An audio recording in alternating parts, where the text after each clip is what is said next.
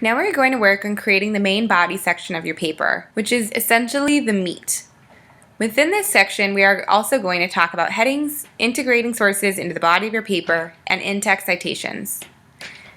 In a scientific paper, or a paper where you conducted original research, your paper will most likely be broken into a few main parts: introduction, methods, results, and discussion. However, among other things, you should consider how you want to logically order the content of your paper. You can break up these parts of your paper into headings and subheadings, depending on how you want to structure your written work. To start the body portion of your paper, let's go back to Microsoft Word, right where we left off on the third page after adding a page break after the abstract.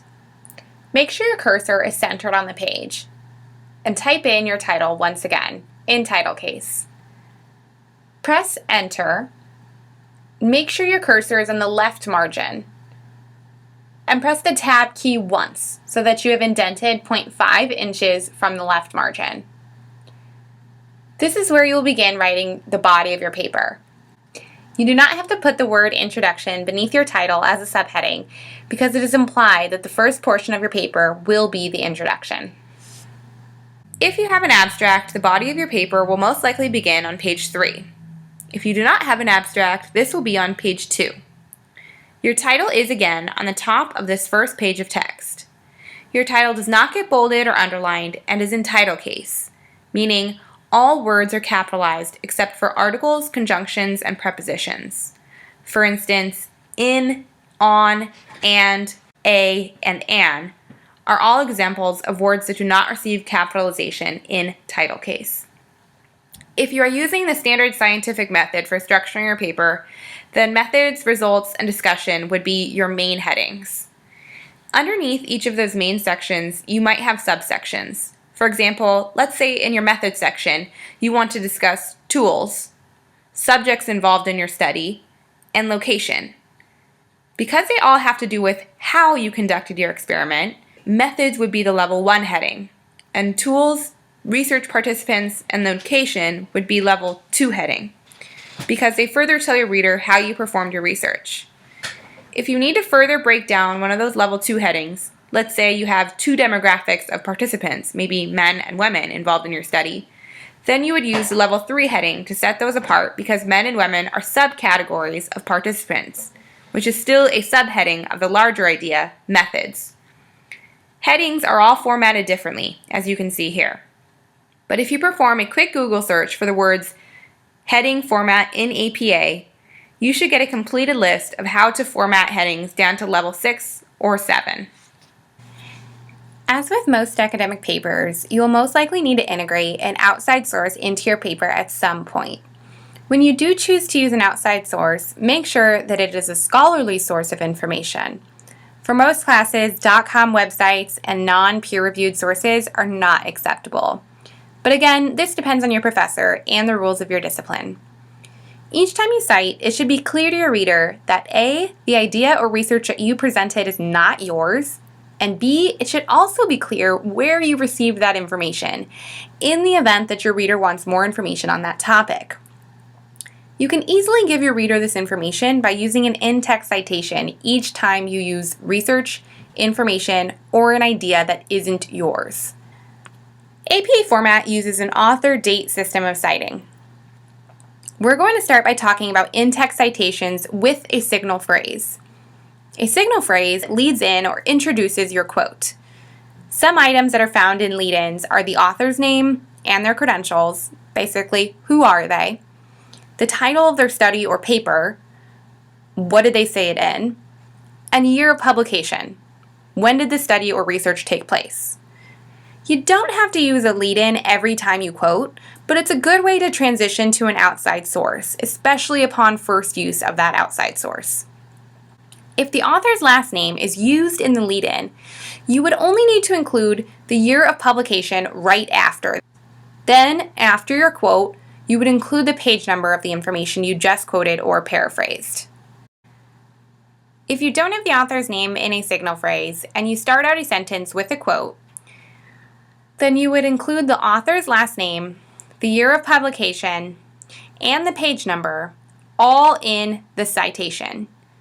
Notice that it's the same information whether you use a signal phrase or not. It's just in a slightly different order. There are a few other things to note here.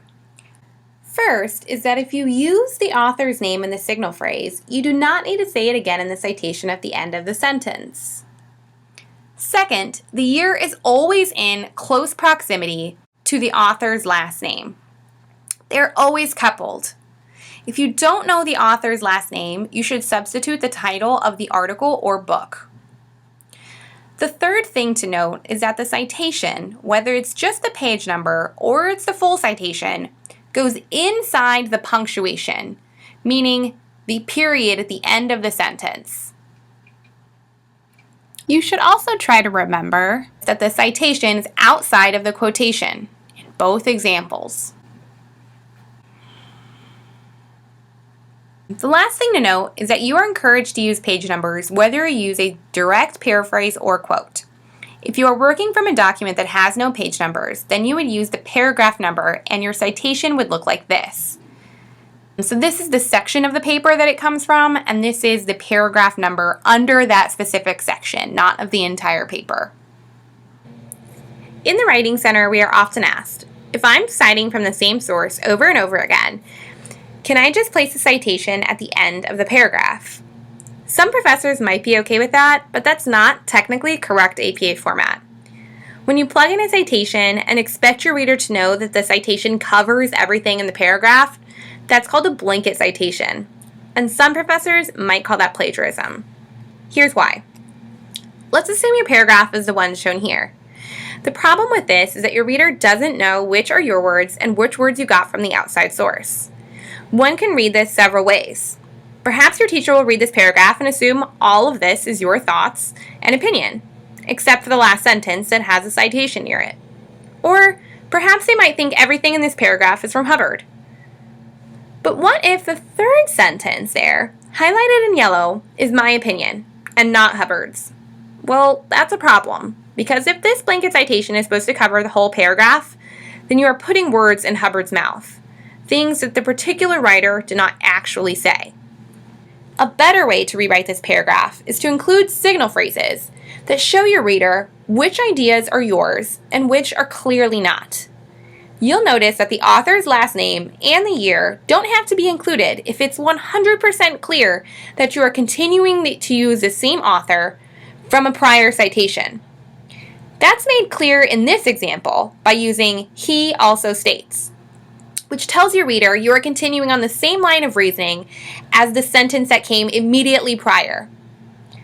The moment that you switch into using your opinion or using another author, you need to use a full citation the next time you use an outside quotation, even if you've previously written about that same author prior in your paper.